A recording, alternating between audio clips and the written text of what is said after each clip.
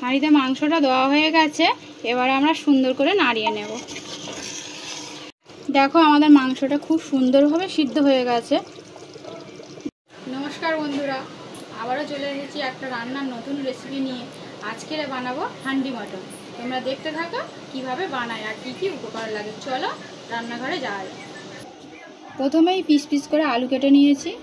এবার গরম মশলার দিকে কি কি লাগবে দেখো। তেজপাতা, গোটা গরম মশলার ভিতরে এলাচ, দারচিনি, লবঙ্গ আছে। সানরাইজ মিট মশলাটা নিয়েছি, টমেটো কুচি, পেঁয়াজ কুচি, আদা রসুন বাটা।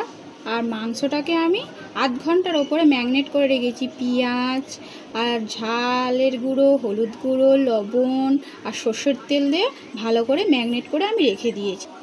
কড়াইটা বসানো হয়ে গেছে গ্যাসের ওপরে। এবার আমরা গ্যাসটা জ্বালিয়ে নেব, নিয়ে আলুটা ভেজে নেব। এবারে আমরা হাঁড়িটাকে বসিয়ে রেখেছি গ্যাসের উপরে। আগে আমি আলুটা ভেজে নিই, তারপরে হাঁড়িটার কাজটা হবে। চলো আলুটা ভাজা যাক। আর দেখো আমাদের কড়াইটা গরম হয়ে গেছে। এবার আমরা তেল দিয়ে দেব, দিয়ে আলুগুলোকে ভেজে নেব। তেল দিয়ে দিলাম, আর আলুগুলোকে ভেজে নেব ভালো করে।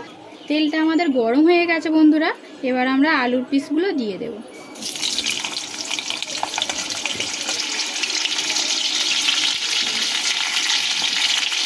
আলুগুলোকে ভেজে নেব ভালো করে। দেখো আমাদের এক পিঠ লাল লাল করে ভাজা হয়ে গেছে। ওরকম করে আর এক পিঠটা সুন্দর করে ভেজে নেব।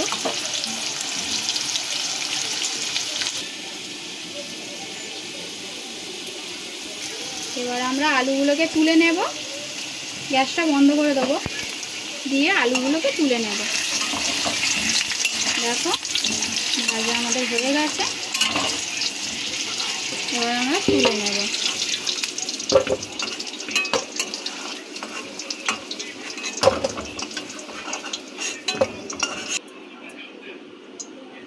আমরা গ্যাসের ওপর হাঁড়িটা বসিয়ে নিয়েছি। এবার গ্যাসটা জ্বালিয়ে নেব।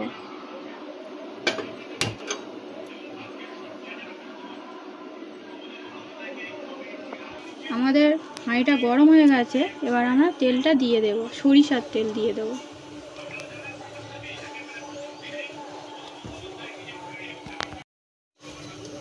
তেলটা আমাদের গরম হচ্ছে দেখো বন্ধুরা। এবার আমরা তেজপাতা দিয়ে দেব,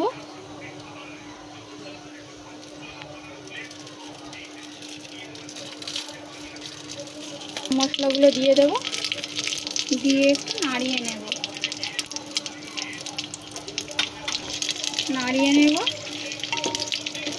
ভালো করে দেখো করে নাড়িয়ে নেব। নিয়ে পেঁয়াজ কুচিগুলো এবার দিয়ে দেব।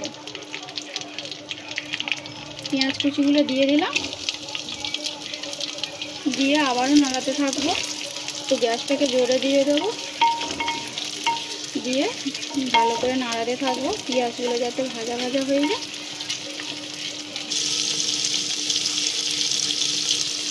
পেঁয়াজটা আমাদের ভাজা হচ্ছে। একটা গোটা রসুনের কোয়া আমরা রেখে দিয়েছিলাম, সেটাকে দিয়ে দেবো।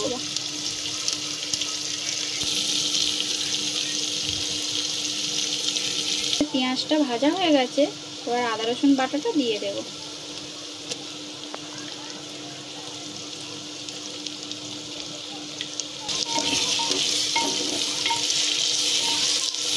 দেওয়া হয়ে গেছে। এরকম করে নাড়িয়ে নেব আমরা সুন্দর করে,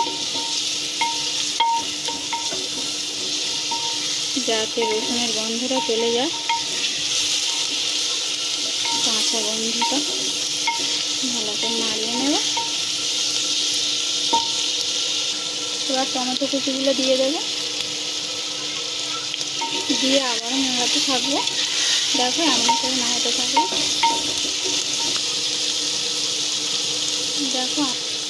দেখো আমাদের অনেকটা কষানো হয়ে গেছে। দেখো কি সুন্দর কষানো হয়ে গেছে, কালারটাও খুব এসেছে ভালো। আমাদের মশলাটা কষানো হয়ে গেছে। এবার আমরা মাংসকে দিয়ে দেব। দেখো ম্যারিনেশন করে রেখেছিলাম ভালো করে সুন্দর করে। মাংসটাও অনেকটাই কি সুন্দর লাগছে দেখো। এটা আমরা হাঁড়িতে দিয়ে দেব। তোমরা চাইলে এর থেকে ছোট ছোট পিস করে দিতে পারো। একটু বড় বড় পিস আছে।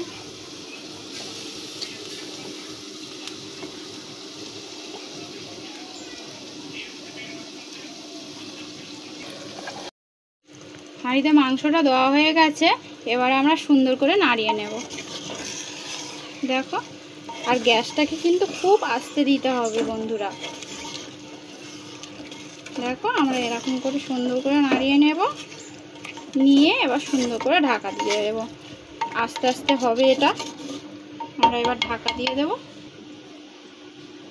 এবার আমরা ঢাকাটা খুলে দেখব কেমন হয়েছে। দেখো, আমাদের কষানোটা অনেকটাই রেডি হয়ে গেছে, আর কষানো থেকে একটু জলও উঠেছে, যেহেতু আমাদের মাংসটা ম্যারিনেট করা ছিল, তো ওই জন্য একটু সামান্য পরিমাণ জলও উঠেছে। এরকম করে ভালো করে নাড়িয়ে নেব। টমেটোগুলো খুব সুন্দরভাবে গলে গেছে এত তাড়াতাড়ি। দেখো,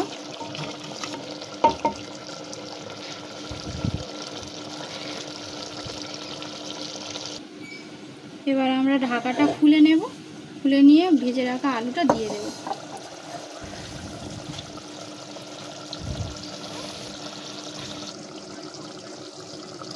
ভেজে রাখা আলুগুলো দিয়ে দেব। এটা একটু জোরে করে দেবো। দেখো, আমাদের অনেকটাই কষানো হয়ে গেছে।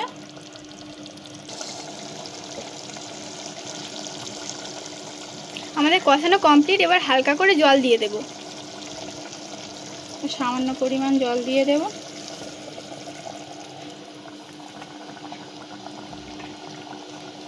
দিয়ে একটু নাড়িয়ে দেব সুন্দর করে।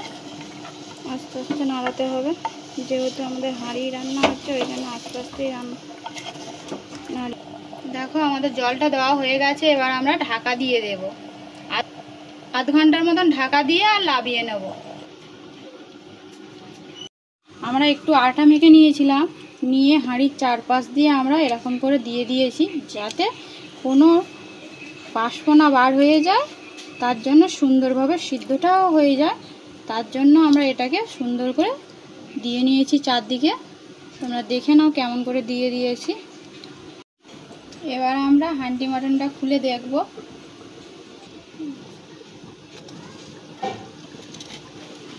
আমরা আটাটাকে ছাড়িয়ে নেব সুন্দর করে, যেহেতু এটা গরম হয়ে যাচ্ছে, কোনো জিনিসের সাহায্য নিতে হবে আমাদেরকে।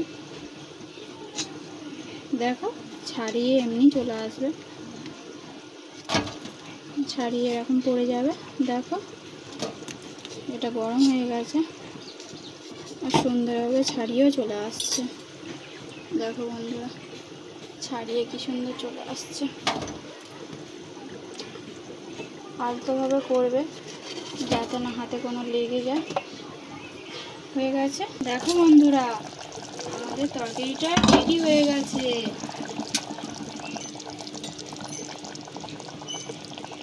আমাদের হান্ডি মটন রেডি হয়ে গেছে। এবার তোমাদেরকে দেখাবো কেমন কি সিদ্ধ হয়েছে আর কেমন সুন্দর হয়েছে। দেখো, আলুগুলোও খুব সুন্দরভাবে আমাদের সিদ্ধ হয়ে গেছে, দেখতেই পাচ্ছ আলুগুলো আমাদের ভেঙে গেছে। দেখো, মাংসগুলোও খুব সুন্দরভাবে সিদ্ধ হয়ে গেছে। মাংসগুলো দেখো, হাড়ে থেকে গাগুলো ছেড়ে গিয়েছে, মানে খুব সুন্দরই সিদ্ধ হয়ে গেছে। এবার আমরা ওপর থেকে গরম মশলা ছড়িয়ে দেব।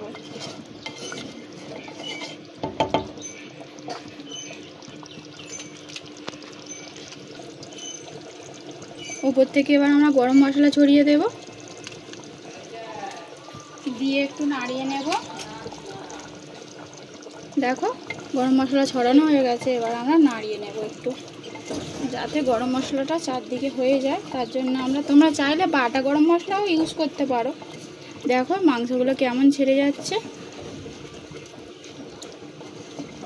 দেখো, মাংসগুলো খুব সুন্দরভাবে সিদ্ধ হয়ে গেছে।